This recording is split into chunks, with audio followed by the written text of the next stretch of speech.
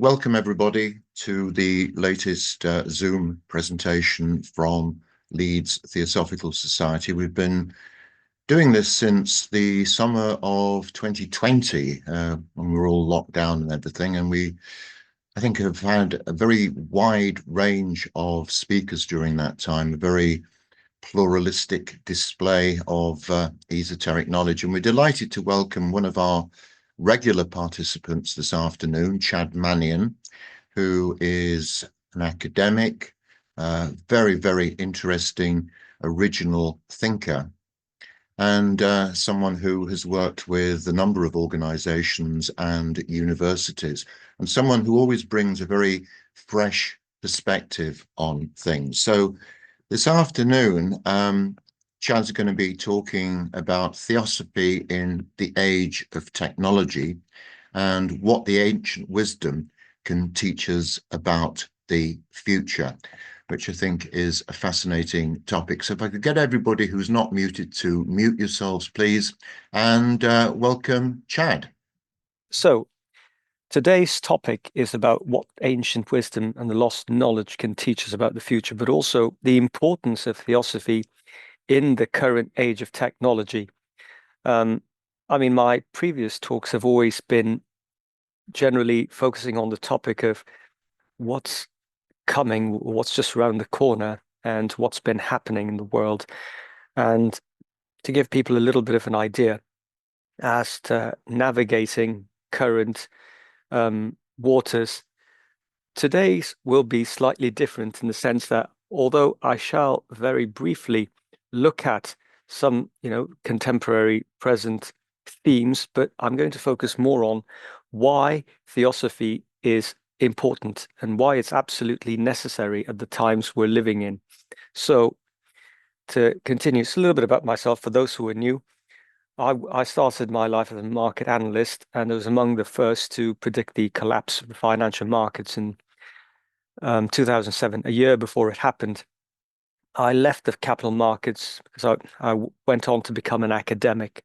And ever since then, I sort of continued the academic path and eventually also did a lot of consulting and eventually became a professor. And of course, I have been traveling across the world to train a lot of the executives for organizations and advise governments. But I'm more interested, first and foremost, in being what I would call a follower of the ancient wisdom schools. So it's a little bit about myself. Today's talk is actually going to be a culmination of a range of different things that I've put together. So it's going to be interdisciplinary in nature, based on my research on behavioral analysis and something I call predictive linguistics. And having looked at the nature of the planets and where they are astronomically, you always get a feel for what sort of forces we're being exposed to.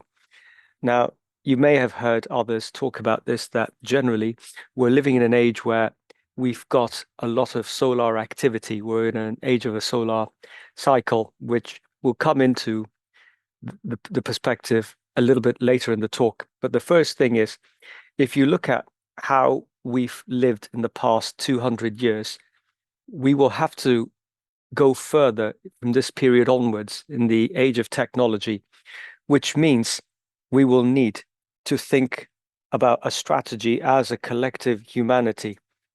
And that's where, today's talk is all about. I do go into a bit of futurism and how theosophy, to an extent, has predicted a lot of what we're seeing happen now. And many of you who are familiar with the old shamanic philosophy and the ancient traditions, you'll recognize what I'm saying today. So, just to continue, a brief look back at history. Where we are today is 4.5 billion years after what I call the event, the Hadean era, where the Earth was, originally formed. And so all the way down, if you look closely, you will observe that there is a pattern and a cycle. 2 million years ago, the human brain increased in size, leading to the appearance of an early genus that we call the hominid species. And fast forward 50,000 years, where history believes that the early Stone Age began and fire was discovered, and all the way down to the potential world flood in 10,000 BC up to the beginning of the Babylonian calendar, which is the modern age, and all the way down to 2012, which is where the Mayan calendar ends. And in 1927, the Great Depression began in the US, but it actually started much earlier in the early 1920s. Now, we're in the first Great Depression of the millennia. So at the beginning of every new century, there is a period of a depression, a recession that turns into a depression, a collapse, and then you see growth and then a war that happens.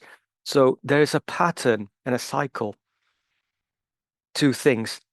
And the nature of time itself is geometrical, cyclical. It follows the principle of pattern, precision, and regularity, just like, the ebb and flow of the waves, tides in the ocean, the same thing.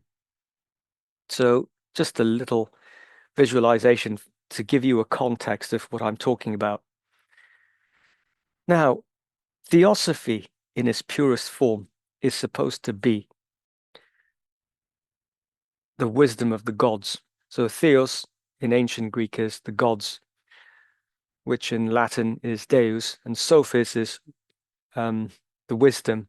So anything that goes back to the idea of Sophia or the wisdom tradition, Theosophy essentially brings together old ideas which formed an understanding.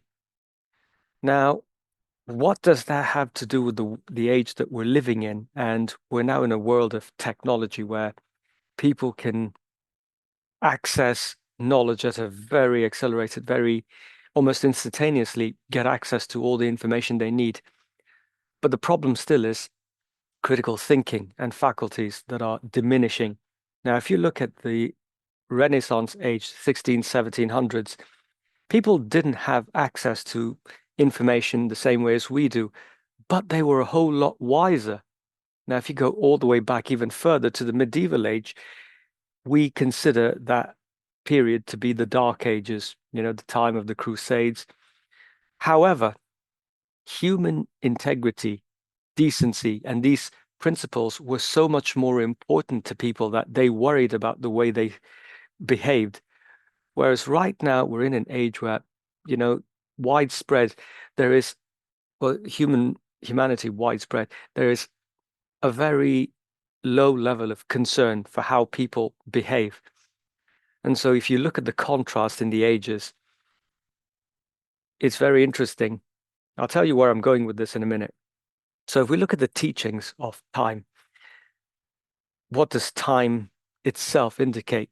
Now, I for many years was pondering, is there a principle, a philosophy, or a pattern to events in nature and the way time is formed that essentially humanity is almost destined to go through these periods, the peaks and troughs. And so I stumbled upon this, which is the use of ancient knowledge passed down by seekers, masters, elders, or sages that can give us insights and guidance of forecasting possibilities. And if we look at events, outcomes of decisions of key individuals, when I was in my financial market period, I was looking at a lot of mathematical, analysis, statistics, and I was working on something called logical operations and tactical problem solving.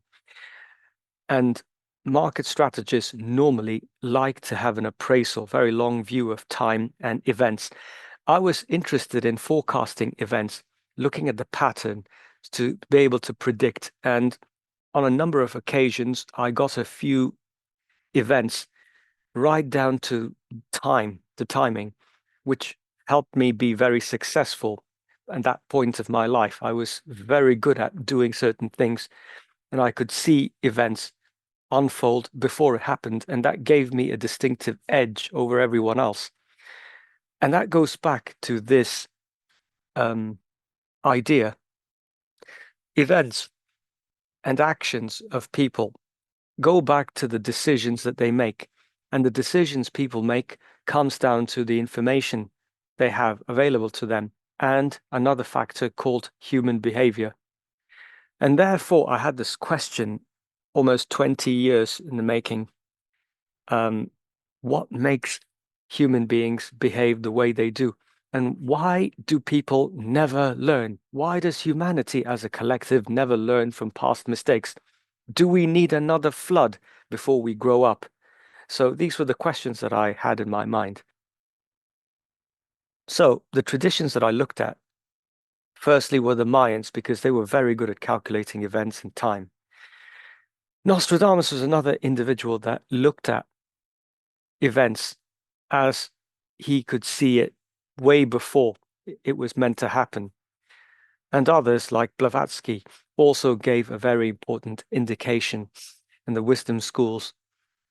People like Alice Bailey and Ledbetter, amongst others, who've had a very important role to play. Also, people like St. John, whose visions, almost led to a whole religious idea forming. And lastly, the Puranas. Now, these are very important wisdom traditions that have informed our current understanding. So, if we look at these principles or these lineages and blend or distill down the fundamental knowledge contained within them, what we will arrive at is a more comprehensive and rounded picture of where we are currently. One of the things that I found was it's better not to predict the future because you could never do that accurately or exactly. But what you can do is look at the present moment and understand what brought us here and understand the variables that are at play. And that'll give you a better understanding of where it's likely to go and gives people a chance for what we call course correction. It's a little bit like a sailor looking at the waves and the weather. And anybody who's been a pilot or a sailor understands that you have to take into account all these different things in order to arrive at your destination. And I think that's where we're heading.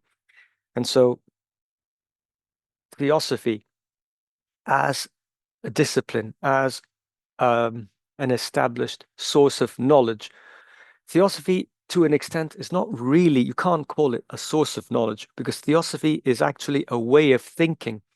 It's a way of looking at the world and understanding existing wisdom. Because if you look at some of the greatest philosophers, Anne Besant, Krishnamurti, and various other great minds who made a lasting contribution to Theosophy, they always gave you a methodology. We are the only group of people that does not have, a clear, I mean, there are doctrines and there are schools of thought within Theosophy, but nobody has ever created a full-on, prescription or a religion saying, this is hard and fast, this is how. No, we're a lot more open-minded because Theosophers are seekers of wisdom. That's the difference between Theosophers and everyone else, because Theosophy is all about how you understand and make sense of knowledge and how you interpret it. It's a way of thinking more than anything else. So, if we look at the science of time, modern science of time always looks at quantum physics and temporal mechanics, which are the two most important areas of thinking. Of course, the idea of, again, this goes back to something that Ledbetter, originally mentioned, and I think also Krishnamurti said something about it. He who truly grasps time and its essence to an extent finds a way to escape it altogether. So temporal mechanics, if you understand how time is formed and how it relates to the other factors, because time from a scientific perspective is a function of what? Distance and speed. Time only comes in mathematically as distance divided by speed. How long you have, how far you need to get to, and the speed at which you're traveling, that affects time. The faster you go, the shorter the time gets. The slower you travel, the longer time goes. So again, the variables of time are subject to change. And this is the other thing that is scientific. When I was a student studying astronomy and astrophysics in my younger age, basically, in one of my lectures on high energy particle physics, I attended a lecture where my professor was breaking down the ingredients, cosmological constants of time. And I was fascinated. And in one lecture, he said, do you know, time can be affected by these other variables, and it also affects these variables. So then you know time isn't a fixed parameter, it's relative. And that gives you a lot to think about in itself. Now, the other element when it comes to time, uh, the laws of space-time and the fourth density.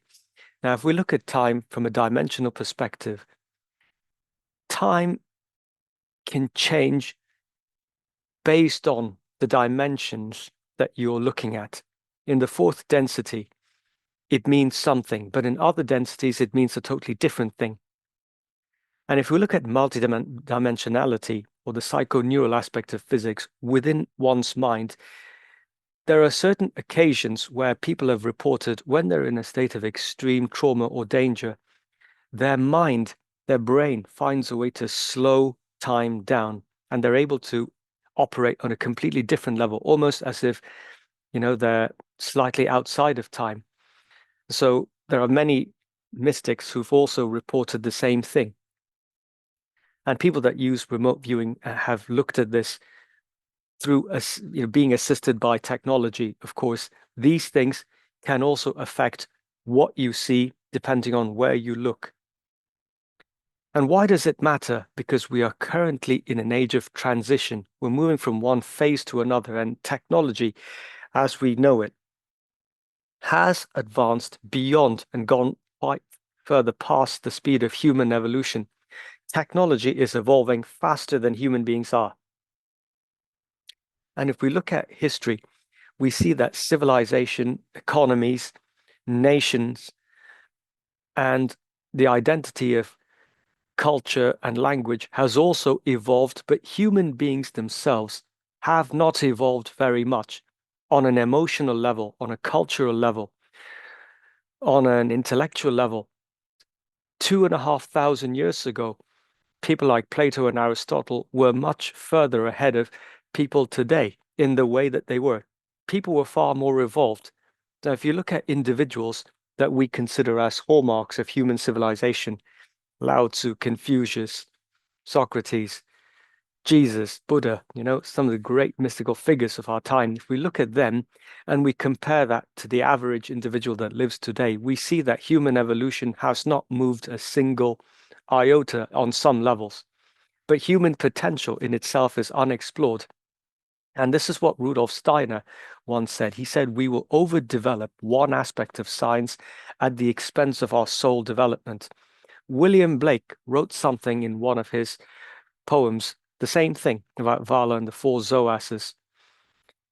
Reason will dominate and encroach upon the other faculties. And we are able to invent problems at this juncture in human history. We are able to invent and create problems, medicines, vaccines, and diseases sooner than we can solve issues. And this is where we're at. And Steiner saw this coming, and he predicted this more than a century, as did Blavatsky to some extent. So what do the Theosophists say? Many Theosophists, again, like I say, there's no agreement among Theosophers. If you take some of the most learned, put them in a room together, you will be there all night arguing and debating without any final conclusion. Some say that this is the final age. Some say this is the period before the final age. Others say it's a period of transition. But many can agree that we are in the fourth yuga from the ancient Indo-Vedic perspective. We're in the fourth yuga, it corresponds to what we call the fourth industrial revolution, 4.0, the digital age, where we are mastering the digitization of everything, and commodification in an excessive scale goes beyond everything else. So we're in an age of internet of everything, Web 4.0, in a time where AI can replace human involvement on many scales. And so this is what theosophists say, where they see machines replacing human involvement in a work and industrial scale. Now, if we go back a century and a half, William Wordsworth and Samuel Taylor Coleridge, when they wrote their writings, there was one, Rime of the Ancient Mariner, where, there is that phrase, the pursuit of profit at the expense of decency. That comes to mind. So what do we have incoming? We're in an age of decentralization of money, decentralization or decentralized finance. That's the main thing that you see around you in the world. That brings about the redefining of value where everything is priced according to what it can gain, sellable value, market value, as they call it. So this means that we're digitally led down a path of transformation of money creation and supply.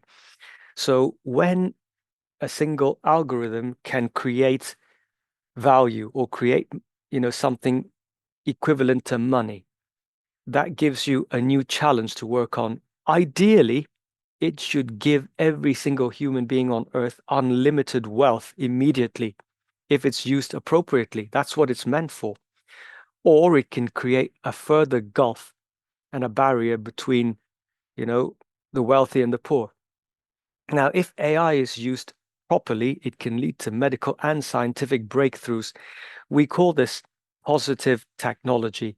If you embrace technology in a positive way, it gives you a chance to diminish the suffering of the world, which can also create a shift in the productive efficiency from a manufacturing perspective. What does that do for labor policy and human resources? The focus will change. So there'll be more 0-hour contracts. There'll be cutting down of the need for staff and all this sort of stuff.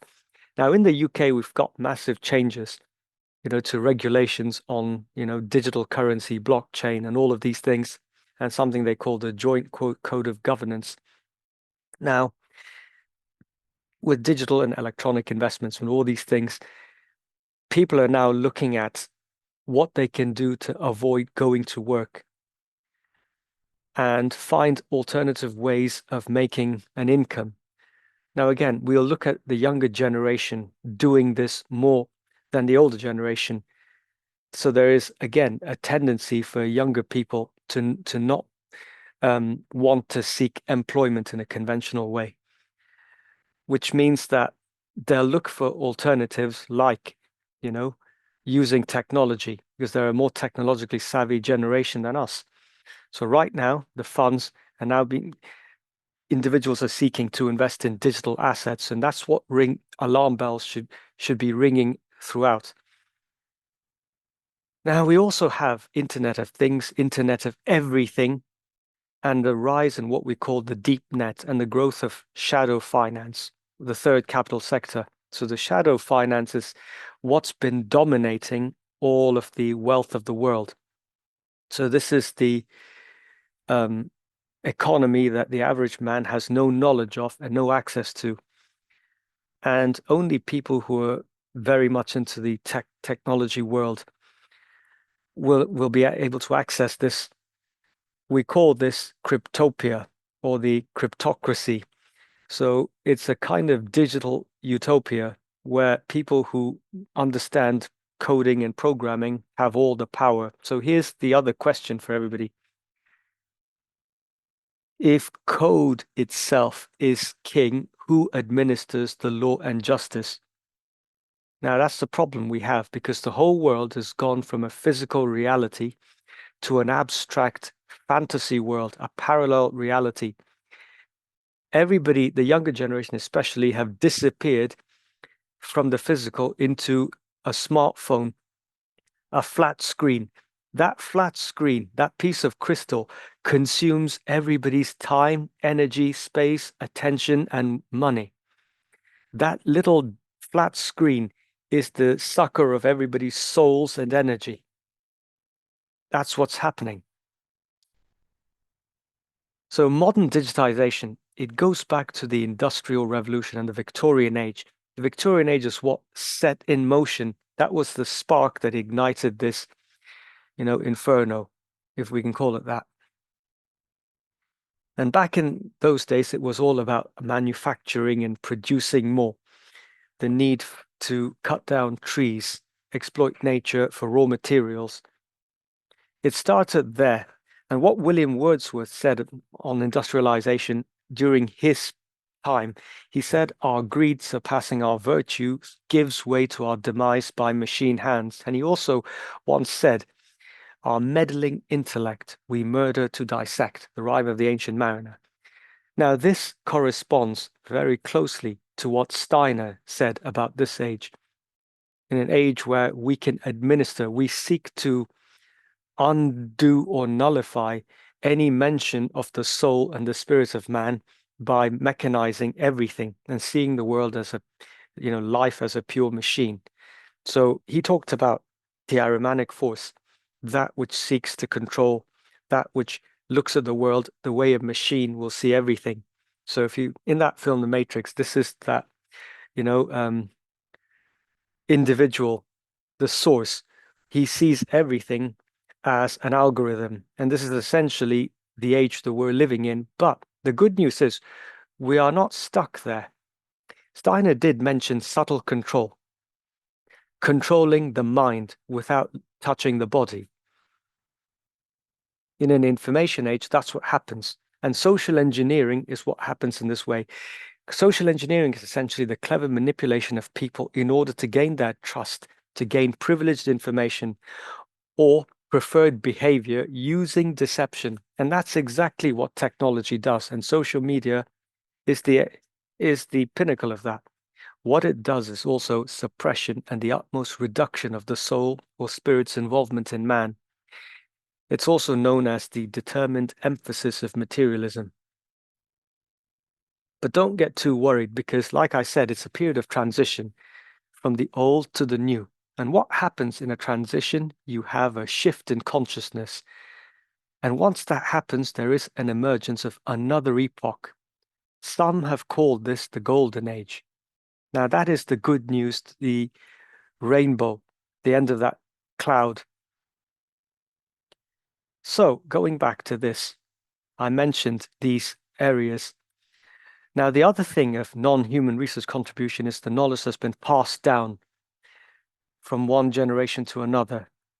It's been passed through oral tradition that is direct. So people who, Alice Bailey, Ledbetter, various others, Master DK, those who had the ability to channel or to access knowledge or to access the super conscious realm, like Blavatsky and various others, they provide you with this through seance and passing down to the generations ancient prophecy that gives us a chance to understand. And this is not what people think it is, because everyone, we now understand that everybody is connected at a fundamental quantum level. Every single thing is connected to every other thing. And those who are adept, they have access to these subtle realms. So in old wisdom traditions, the initiates, once they become an adept, they have access to these subtle realms and they can access knowledge.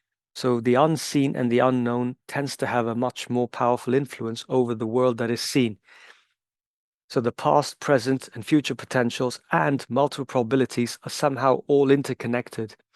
And time itself is therefore a construct. So if we look at it this way, science tells us that the past and the future are connected, and the observer is one who stands right in the middle.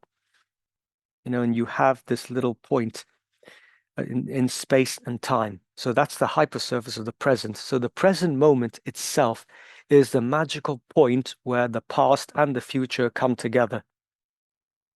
And by standing at the center, you can see behind you to the past and you can see the future of what's coming. So the world we live in we live in the most narrow bandwidth, which is the visible spectrum, the colors of the rainbow. We are in this smallest tiny speck that we call the visible spectrum. The rest of reality is beyond our visual range. We cannot comprehend, we won't understand, because you've got all these other rays, microwaves, X-rays, long waves. There's all of this that we're missing out on because we focus only on the very little tangible world that we live in. And so when we're here, we get too caught up in the panic and we get stuck without realizing this is nothing. All the light that we don't see far exceeds what we can see. And what are the realms that we cannot perceive? If you look at it this way, we're in the third dimension reality. The fourth dimension has a little bit more. Then you've got the fifth, the sixth, the seventh, the eighth, the ninth, and we have no idea how far beyond that goes. So these are the realms that we cannot perceive. Now, the secret doctrine essentially was this set of writings published by HBB in the 1880s, the late 1880s. The first volume was named Cosmogenesis, and the second was Anthropogenesis. And there is some mention of the end of the fifth root trace and the emergence of the sixth. Blavatsky believed in the old Indo-Tibetan idea of the world having gone through previous epochs where it goes through the cycles of generation, growth, saturation, devastation, and renewal. And she mentioned that we will eventually return to being a more enhanced being. She also prophesies the destruction of the racial genetic failures of nature as the higher mind race ascends. So she talked about this, the fifth root race being the Aryan. And in Sanskrit, the word Ari or Arya actually means one who is enlightened, one who is above his emotions, one that has a higher, set of values and consciousness. It doesn't mention anything about a single individual group of people or one genetic type. It's actually a definition of a trait, of a behavioral trait, which has been very often misrepresented and misconstrued to the destruction of the modern age. So she says, thus will mankind, race after race, perform its appointed cycle pilgrimage. So she could be also referring to the deliberate DNA programming of the present human race through GMO food, through various medical, involvements.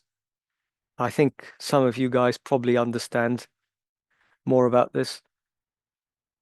So mRNA itself, what that would do is eventually lead to a new race of technosapien, which will be a failure eventually. And we can already see this happening. And all the diseases and the abnormalities that it'll yield. So when we turn the wheel, we are currently on track for the sixth root race to appear and take hold. And the sixth root race will be a combination of the previous that would add distinctive flavor and development. And so every new root race emerges as a subrace of the previous, but it will eventually evolve. The sixth root race will evolve out of the remnants of the fifth and therefore leave its own contribution to the chain. And it means more conscious. This sixth root race is expected to be more conscious in nature, less violent and less consumptive. Now, if we look at the transition in consciousness, many talk about the indigo, the crystal child, the diamond child, the rainbow, and so on and so forth. And each new arrival will bring another genetic distinctive feature. Some of the newer ones tend to have a more evolved consciousness, a more benevolent type of a human. And so within one or two generations, the next 50 years, we will see a vastly different type of human on this planet, one that has a great deal more maturity. So if we look at the 7 globes of the Earth chain that Blavatsky mentioned, so you've got the archetypal, so first and the seventh are usually that. The intellectual or the creative plane will be the second and the sixth. The third and the fifth tend to be the substantial or the formative. So those are the ones that tend to be more conceptual in terms of 3 to 4D concepts. Whereas the 4D globe, which is ours, this is one that is the very physical or the material plane. The higher up you go, the more intellectual or creative they get. Eventually, you will reach a point of pure thought, a sphere of pure mind. Now, I'm sure you've all seen this before, the 7 yugas, where we are currently in the dark age, in the Kali Yuga, the age of iron, or the technology age, the electronic age, age of the electron molecule. And when we actually go to the proton age, that'll be the age of the sun. So we will go back to the bronze and then eventually go forward from there on. So this is a cycle. So some people, when you ask them, what do you think comes next? Everyone is quite used to hearing a very dystopian, apocalyptic, prediction, because believe me, having worked as a consultant, having advised both banks and governments, most people who are commentators who are asked to predict and forecast, it always tends to be more profitable. You ask an economist, they'll say, it's best to always predict that the future is bleak because, this is a joke, but it is true, by the way. When you're negative and you always predict something bad is going to happen, if it doesn't happen, people are overjoyed that it didn't happen and they're too busy celebrating. And if it does happen, you look at it and say, aha, you see, I told you so. Never predict anything positive because, the, you don't get paid as much as a doomsday prophet, which is the other thing. But here's the thing. When I was younger, maybe I used to like scaring people a lot more, but the older I get, I find that there's no need for that anymore. You just look at reality as it is. And what if the reality is much brighter than we expect? What if we're actually going to a much higher perspective? We know that creation and destruction are part of the dance of duality, that what the caterpillar calls the end of the world, nature calls a butterfly, and we have to go through periods of compression before there is a release. And we are in that period where we're moving from a lower to a much higher. So things, yes, there may be disasters along the way, there may be challenges, but things are definitely going to be a lot better than they are now. That's what I mean by Theosophy is the most important thing, what we need right now, because in an age where wisdom, morality, and knowledge of the way is fading, it is more necessary for those that have the knowledge to pass it on. The world needs more chivalry, more continuity, and linkage to the old world. What we need is the tradition of lineage, continuous transmission of true knowledge. Those values which we and our forebears grew up with need to be brought back. If we look at the likes of Bailey, Ledbetter, DK, Master M, HBB, Steiner, Swedenborg, William Blake, etc., what they did was set forth a treasure trove for future generations that needs to be preserved and it needs to be renewed. And we have to give back the knowledge. I know that there are some of you here who are working on that very thing. Some are writing books, and of course, some are passing on knowledge, some are having these meetings. That's probably the best thing that we can do right now is to share that knowledge and pass on the lineage and share it far and wide.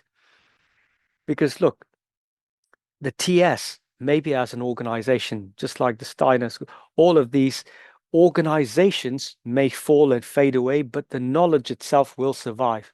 Even if there was no HQ, there was no, Theosophical Lodge or anything, the knowledge will still survive and it'll exist and it'll always be passed forward. And this is something which I heard when I was early in my academic career. I was in Berlin and I was essentially um, sharing an office with someone right opposite where the Albert Einstein lived, right opposite his home address. And while I was walking through every day, I actually used to pass Einstein's old residence, and I used to, look outside and say, well, I wonder what he was thinking, while he was here. And I spoke to somebody, in the physics department about that, and I asked what would happen if all the knowledge in the world would fade, and if, the this constellation, this section of the galaxy itself, or in a billion years, it goes into supernova and the star gets rid of all its fuel and the whole, you know, um, most of the planets will become lifeless. What will happen? He says, well, even if all the stars went into heat depth, knowledge would still exist in the form of charged particles of light, so consciousness would still survive. So you can never get rid of knowledge. And the biggest fear that everybody had, especially the wiser amongst us, people always fear that we will end up like previous ages. But no matter what happens, I want everybody to know true knowledge always returns. And as long as seekers live to seek, it will be found. Remember the old Arthurian legend of Excalibur. When Arthur says to Percival to take his sword and throw it back in the lake, Percival returns twice, and he couldn't do it. And he said, I didn't have the heart to get rid of it. And then he says, listen, when the world is ready, he will return. The king will return and the sword will rise again. All it needs is one righteous man. And so that's the story. Theosophy has always existed, and knowledge is like a weed that breaks through rocks to rise. We are the library for the world. Just remember that. And if we are heading to a far better reality past this period, then, well, there's nothing to look. I know the people of the future may look weird to us. There's nothing we can do. From where we are looking at, we always think that the future might be worse. Every generation always believes, oh, the young have no manners, blah, blah, blah. But it's the same old story. Now we're the elders, we think the same way. So, in conclusion, I leave you with the words of Marcus Aurelius. He who would create the new must endure the passing of the old with ease and tranquility. Thank you, ladies and gentlemen. It's been an absolute pleasure. Thank you very much indeed, Chad, for such an inspiring talk during these challenging and difficult times of transition.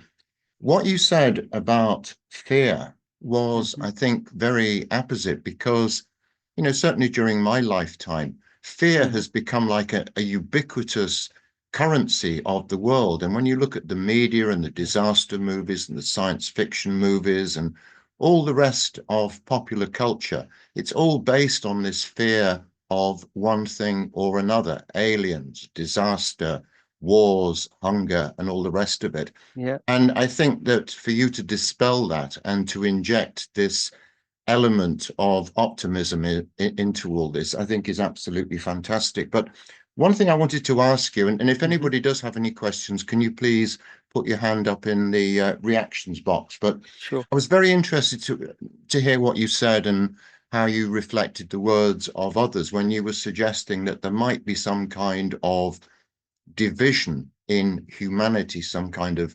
bifurcation, the separation of the sheep and the goats, as it's been described Mhm. in the past. Could you just give me some more thoughts on that and as to when, if this happens, when it might unfold and the kind of timescale involved in all that?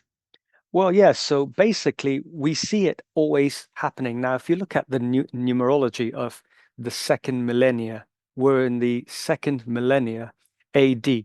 We're in the 21st century, the time of the 2000s. Now, 2000 numerically goes back to a two. Two is the number for duality. And so, in every aspect of society, you do see polarity, polarization. Yes. Now, if you look at the US elections, you've got Democrat and Republican. Now here it's, Tory, Labour. So there's generally, a separation in every little thing. There's always, one way of seeing it and another way. And so opposites emerge in any simple um, situation. Now, the biggest chasm that I see opening up is that of ideas, understanding. Now, when it comes to a crisis scenario, you will have those that usually panic and follow, look for external certainty, external security, and do as they're told and this kind of thing. And then you have those who are original thinkers who have a critical mind about things, and they tend to not follow the crowd. So the chasm that opens up is that of understanding and the chasm of consciousness, where you have people with a very different mindset. So you've got those. Now, Blavatsky talks about the end of the fifth age. The minds talk about the fifth world coming to an end, where again it goes back to the division based on the mind, because all of these chasms and divisions and the separation is something that happens on a mental internal level. One of my favorite quotes was, I think, whether it was von Eckhart Towson, who once said that the true temple or church of the future is one which you won't be able to join, but you shall know straight away that you belong as soon as you see others who share your mindset. So it's essentially that the ability to recognize one's own tribe. It's a frequency, a vibration, and a consciousness that you will recognize in others. You will feel at home with without you even having met them. I think that is the age where some will be so far more, advanced, and they'll have access to their full faculties. Steiner called this the time where you will have the biography of your whole essence contained in you. And those who are at the same level, you'll recognize yourself. It's, in a way, you living in a 3D realm, but all of a sudden you're in a multi-dimensional game. But those who are on flatlands can only relate to those who are on their own level. You can see their world, but they will have no concept of you. So you could see without being seen, essentially. That's another way to put it, like the Pac-Man game that we used to play in the 80s. Do you have any thoughts as to, I mean, it's very difficult, this I know, but forgive me for going into journalistic mode, but Mhm.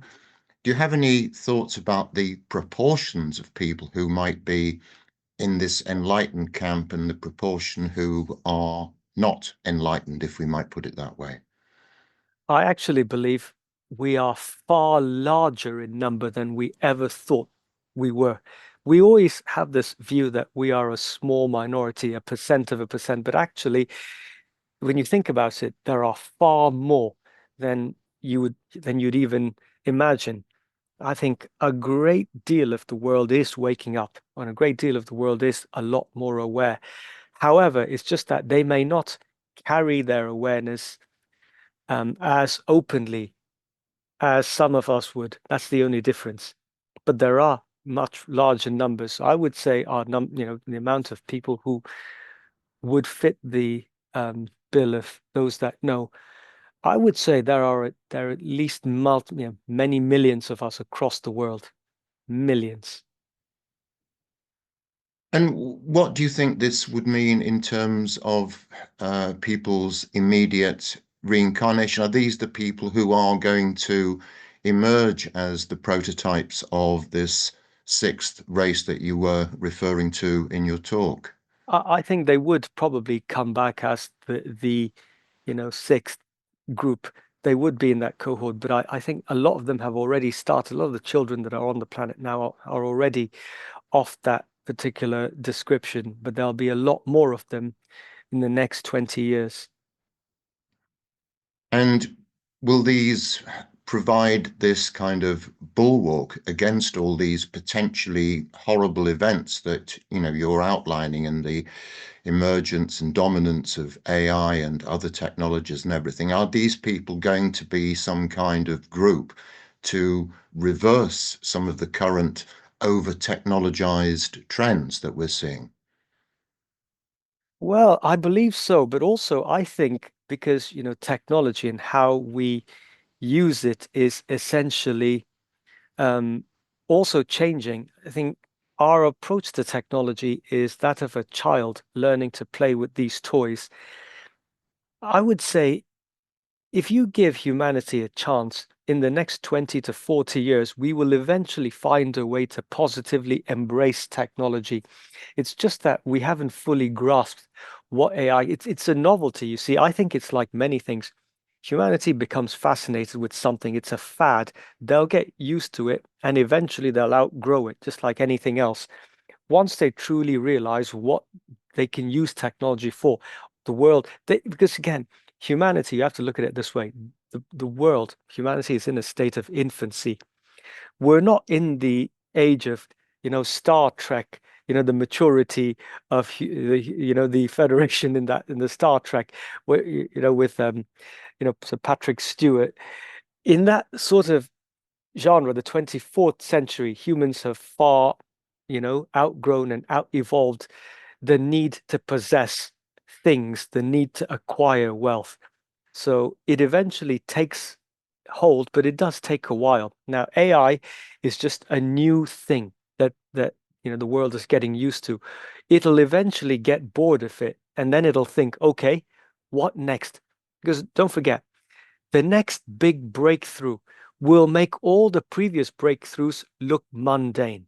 That's what I always, the law of invention, really, when you think about it. If we found something, which is far more exciting than AI will become, another blockbuster video. Nobody watches DVDs anymore. So that's where AI is. It's just in the early phase of its infancy. We haven't outgrown it yet. That's all.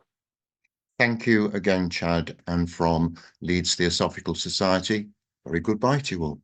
Thank you.